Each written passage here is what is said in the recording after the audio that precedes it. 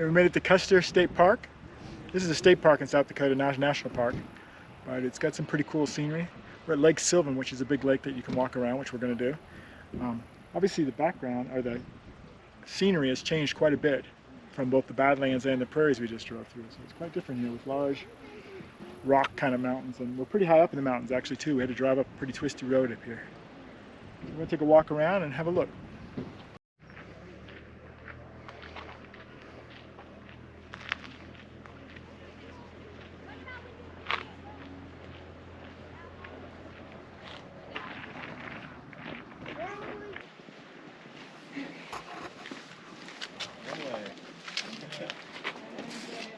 Right.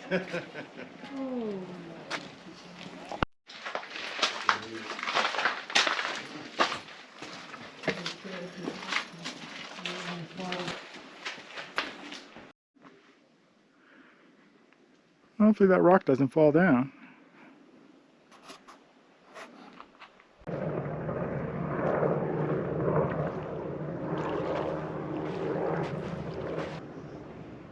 How is it?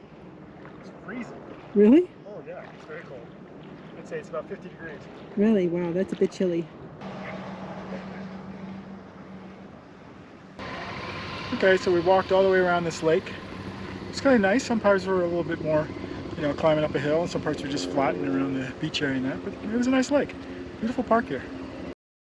We were driving around the back roads of Custer State Park, and we came across a convoy of old automobiles, probably from the 1920s or so, driving through the hills as a group. I don't know why.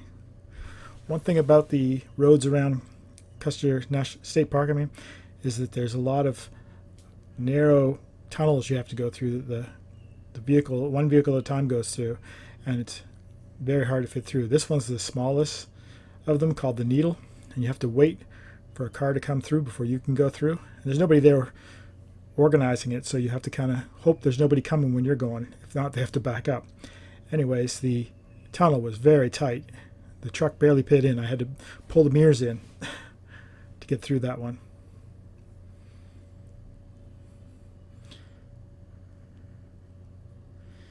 This tunnel was unique because even though it was really tight, when you came out into the opening, you get a really nice view in the distance. And I don't know if you can see in the very distance what that is on that mountain. Whenever we finish visiting a national park or state park or someplace interesting, we put the sticker on the back of our RV to commemorate our visit there. This one's Custer. You'll never guess where we are now.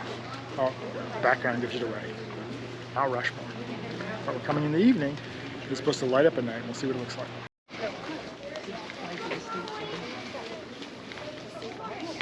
We're inside the amphitheater right in front of the memorial for the evening lighting ceremony. So like an amphitheater with a bunch of seats that go up to the top. And the memorial's right in front of us, and it's going to be lit up. It's supposed to be really cool to see. Find out.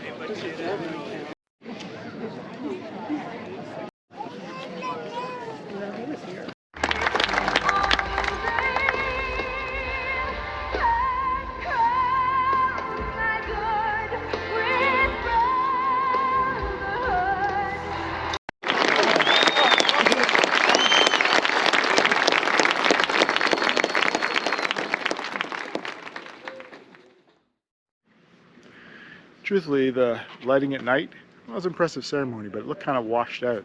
It's a bit disappointing how it looked to the bright lights at night, so we decided to come back in the morning, see what it looked like with morning light on it, and I'm glad we did. It looks a lot more clear, and you can see better details than that in the morning light, so this is the morning view.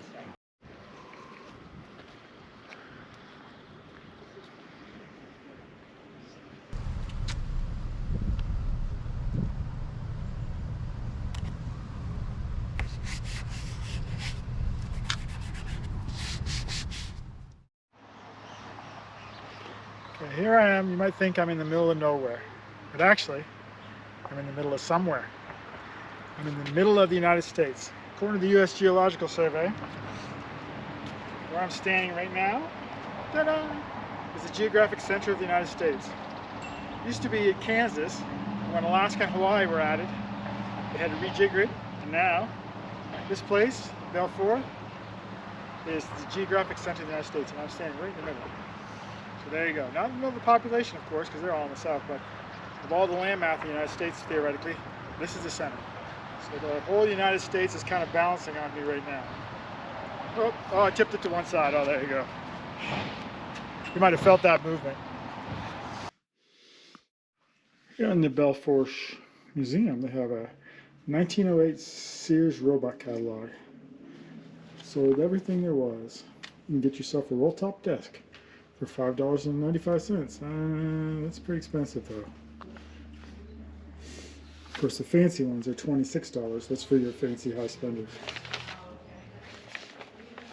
You get yourself some rifles, patent medicine. Oh, there's a hair tonic, fine linen collars.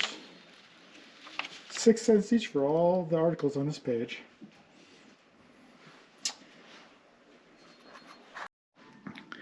This right here, from the boot shop here in town, is an X-ray shoe machine. So you'd stick your foot in there, and they'd X-ray it to get you the right size shoe. That was before they realized X-rays cause cancer. So there was quite a few people who, not so much the people who got their shoes X-rayed, because that didn't happen very often, but the people who worked in the shop and did this without any kind of lead apron or something like that because they didn't know about it, they'd all end up with cancer eventually. We're in a little town in South Dakota called Pringle, just off one of the highways we're going down, and I had to stop here because it had some really unusual. Have a look behind me. Like a big bicycle sculpture. There's a lot of bicycles. I'm going to actually walk through it. I think I will.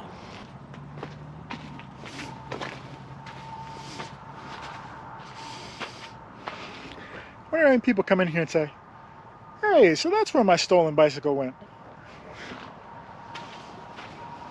I don't think they're welded together. I think they're just stacked.